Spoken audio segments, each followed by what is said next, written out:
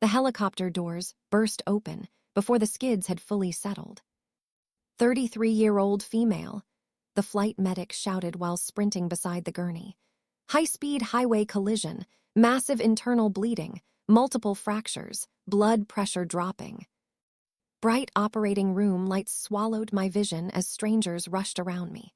For most of my life, being the dependable one sounded like praise. In reality, it meant I was the person everyone called when something went wrong, and the person no one celebrated when something went right. 3 years before the accident, I stood in my mother's kitchen with 2 airline tickets open on my phone. Emma and I had planned a week in Seattle. It was the first real vacation I had booked in years. My mother barely looked at the screen.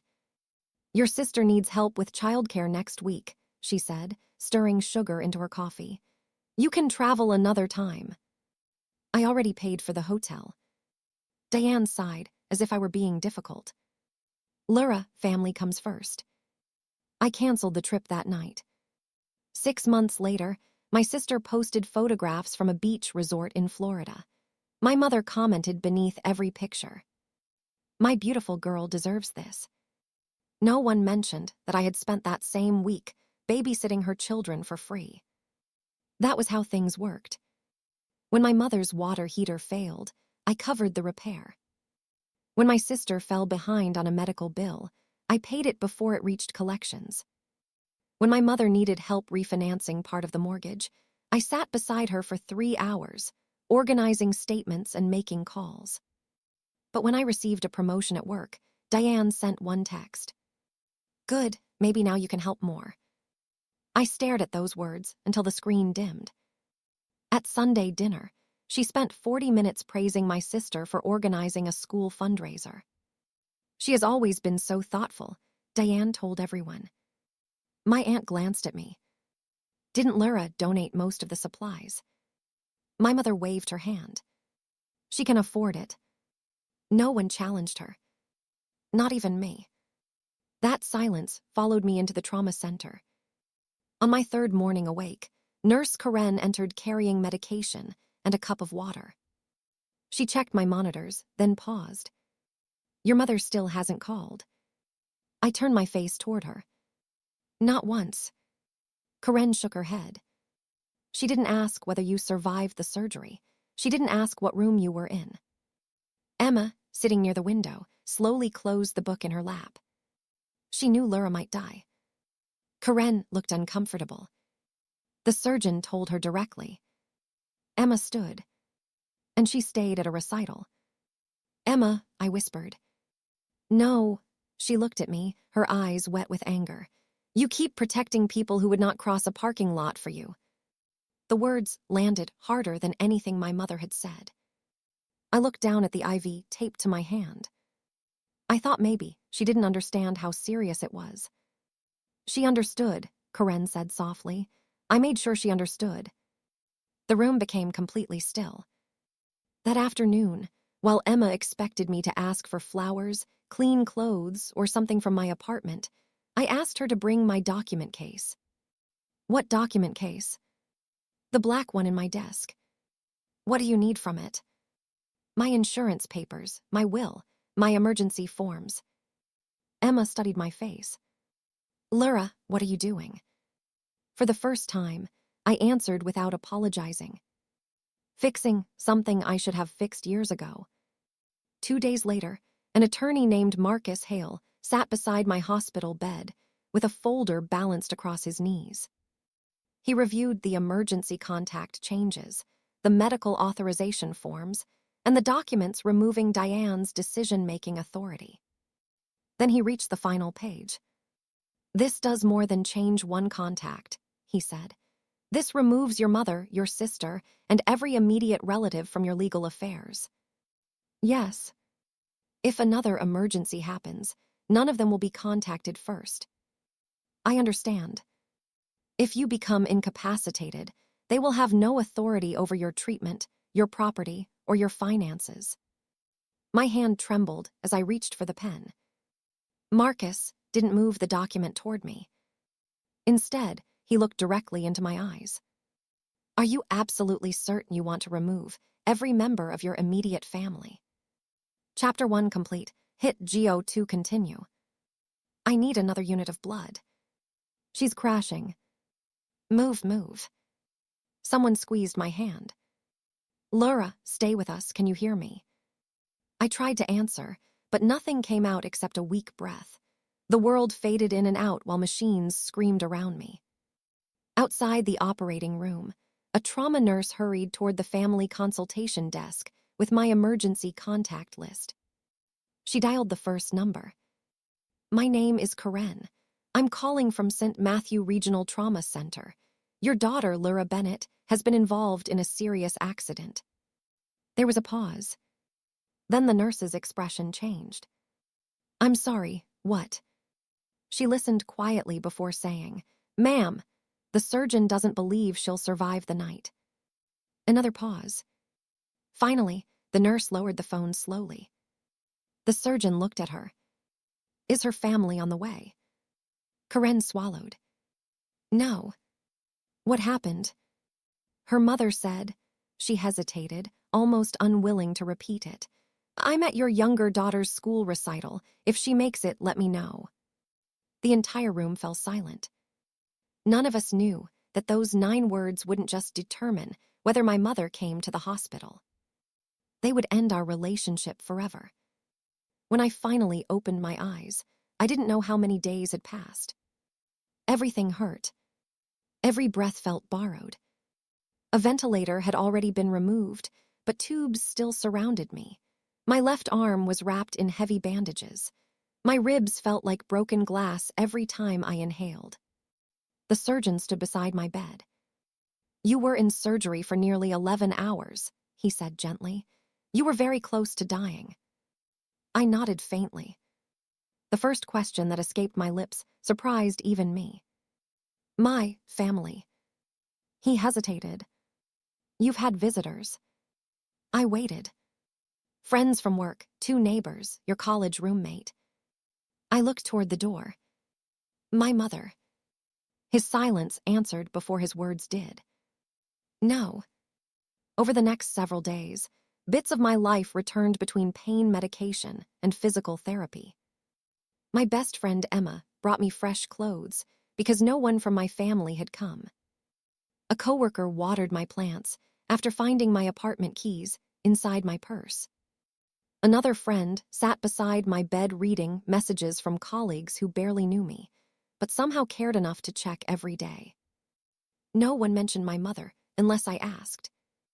Eventually, one nurse quietly admitted, after that phone call, she never called back. I stared out the hospital window for a long time after hearing those words. Oddly enough, they didn't shock me. They simply fit. Like one final piece, sliding into a puzzle I had spent 33 years pretending wasn't there. 5 days after the accident, my discharge papers were finally approved. Emma helped me into a wheelchair. Instead of waiting for one more visitor who had never intended to come, I quietly left. That afternoon, my mother finally decided to stop by the hospital. She pushed open the room door, expecting to find me recovering. Instead, the bed had already been stripped. The room was empty. Only one sealed envelope sat neatly on the bedside table. And across the front, in my handwriting, were 4 words. For my mother only. Laura didn't answer immediately. She picked up the pen, turned it slowly between her fingers, and looked out the hospital window. I've spent 33 years trying to earn a place in my own family, she said quietly. The accident didn't change that. It only showed me I never had one. Marcus gave a single nod. I'll witness your signature whenever you're ready. Without another word, she signed every page. The documents disappeared into his leather folder. For the first time since the crash, something inside Laura felt lighter. By the time she finished rehabilitation and returned to work part-time, her mother had already rewritten the story. According to Diane, the hospital had exaggerated everything. I wanted to visit sooner, she told relatives over Sunday lunch. They made it sound much worse than it actually was. Her younger sister nodded. Mom was already committed to the recital. What was she supposed to do? Leave halfway through? Several family members agreed. Lura has always been sensitive. I'm sure she understands. Families shouldn't hold grudges. No one asked Lura what had actually happened. Instead, they called. Again. And again. She let every call go to voicemail. A month later, Diane organized another family gathering. It wasn't announced as an intervention, but everyone understood its purpose. When Lura walked into her aunt's backyard, conversations immediately quieted. Her cousins smiled awkwardly. An uncle pulled out a chair. Diane stood first. There you are. She opened her arms. Lura didn't move. The silence stretched long enough for everyone to notice. Diane forced a laugh. Oh, don't be dramatic. We've all missed you. I've been recovering. I know, sweetheart. Diane reached for her hand. Lura calmly stepped back. You could have visited. The smile on Diane's face stiffened. I already explained that. You explained it to everyone except me. Her younger sister crossed her arms. You're making Mom feel guilty over one decision. Lura looked around the table. Then she asked one question. Before today, who here knows what Mom actually said when the trauma center called? People exchanged confused looks. Diane answered quickly. I told them I would come later. Lura slowly shook her head. No. She looked directly at her aunt. The nurse introduced herself. Her uncle leaned forward. Lura. The surgeon believed I wouldn't survive the night. The backyard became completely silent. My mother answered. Lura paused before repeating every word exactly as they had been documented. I'm at your younger daughter's school recital. No one spoke. If she makes it, let me know. A glass slipped from someone's hand and hit the patio. Her cousin whispered she actually said that. Lura nodded once. The trauma nurse documented the entire conversation. The hospital keeps records of every emergency contact call. Every face slowly turned toward Diane. She laughed nervously. You're twisting my words. I don't have to. You don't know how stressful that day was. An older uncle frowned. Did you say it? Diane hesitated. Her silence answered for her. The atmosphere shifted instantly. People who had defended her only minutes earlier stopped speaking. Even Lura's younger sister looked uncertain. Lura reached into her handbag. I didn't come here for an apology. She placed several sealed envelopes on the patio table. I came because everyone deserves the truth. Her mother frowned. What is that supposed to mean? Well, everyone thought I was simply learning to walk again. She looked calmly around the gathering. I was putting my life in order. No one understood. Not yet. Not even Diane.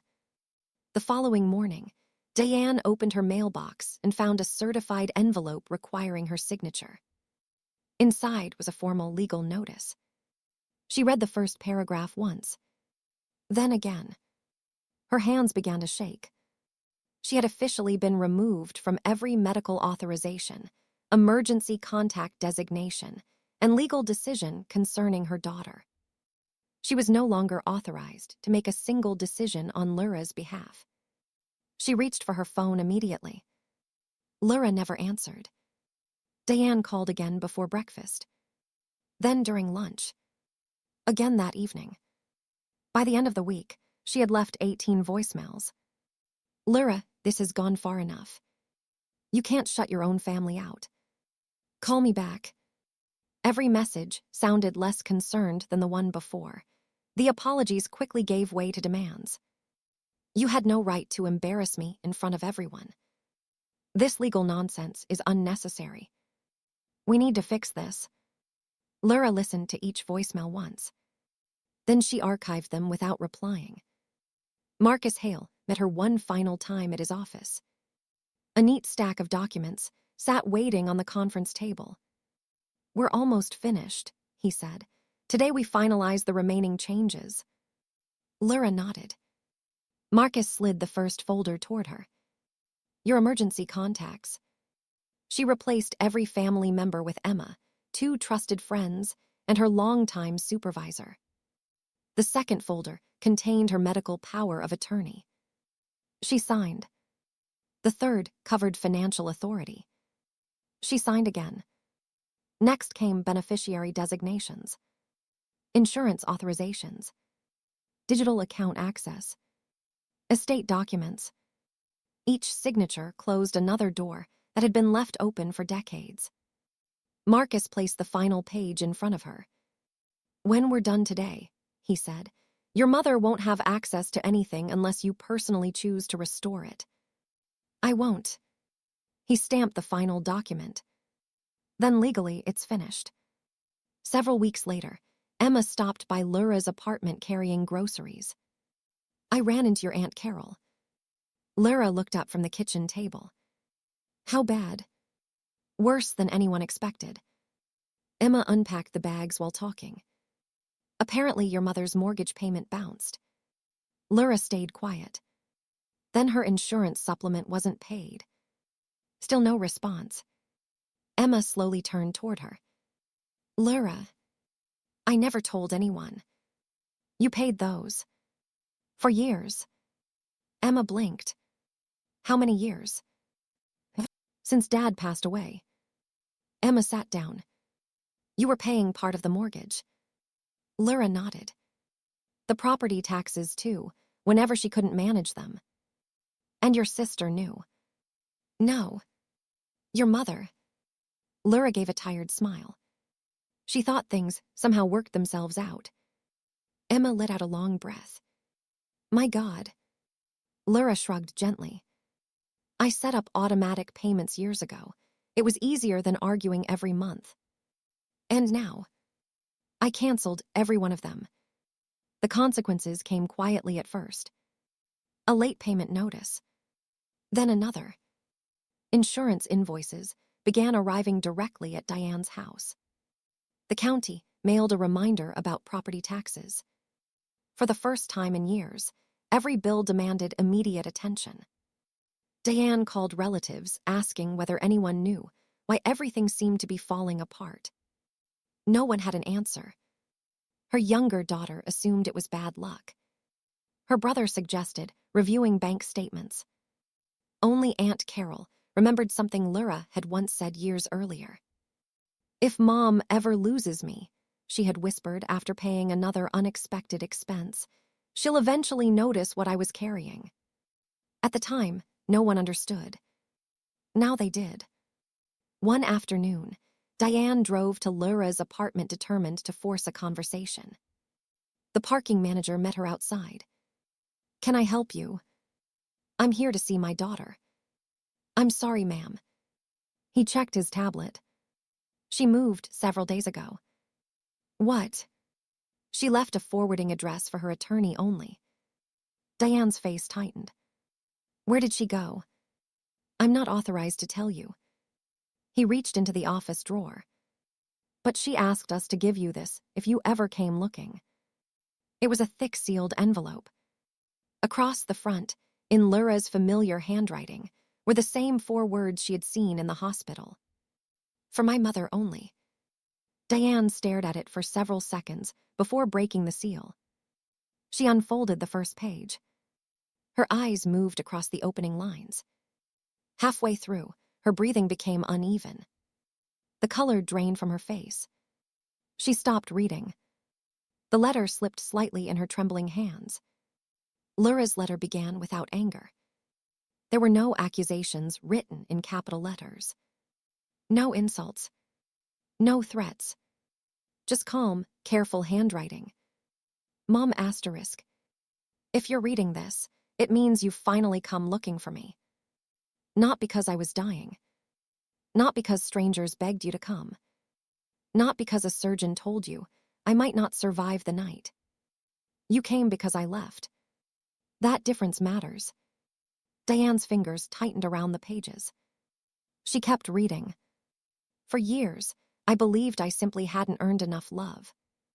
I thought if I worked harder, gave more, asked for less, you would eventually see me the way you saw my sister. Every promotion became another opportunity to help you. Every raise became another family emergency.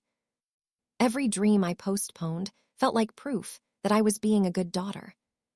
I wasn't buying your love. I was renting your approval. The accident finally showed me the truth. When complete strangers fought for 11 hours to save my life. You couldn't leave a school recital. That wasn't a misunderstanding. That wasn't bad timing. That was my answer. A tear rolled down Diane's cheek. She wiped it away quickly and continued.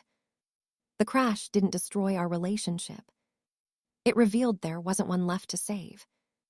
I don't hate you. Hate requires energy. I've spent enough of my life giving you that, too. What I feel now is acceptance. You taught me exactly where I stood. I'm simply choosing to believe you. Diane lowered the pages for a moment. Her breathing became shallow. She remembered the nurse's phone call.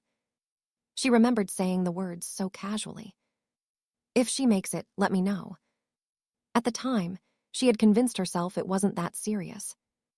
Reading the letter, she realized those 9 words had followed her daughter through every painful step of recovery. She looked back down. There's something else you never knew. Dad asked me to promise him something before he died. He worried about you. He worried that you never planned ahead financially. He worried the house would become too much for you. I promised him I'd help if I could. I've kept that promise for years. You never knew, because I never wanted you to feel embarrassed.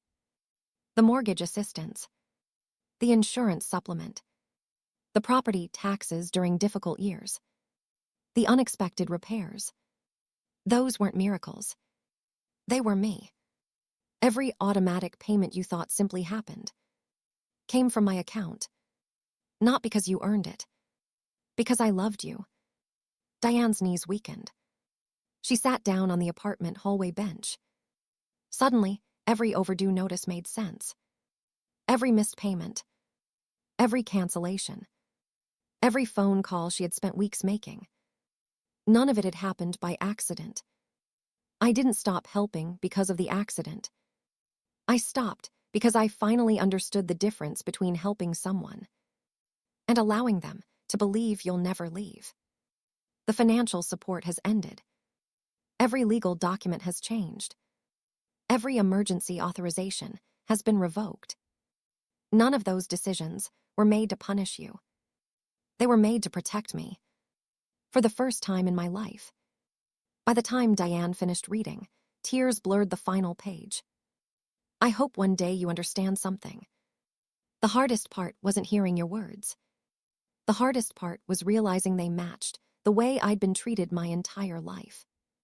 I'm grateful to every doctor, every nurse, every therapist, every friend who stood beside me while my own family didn't.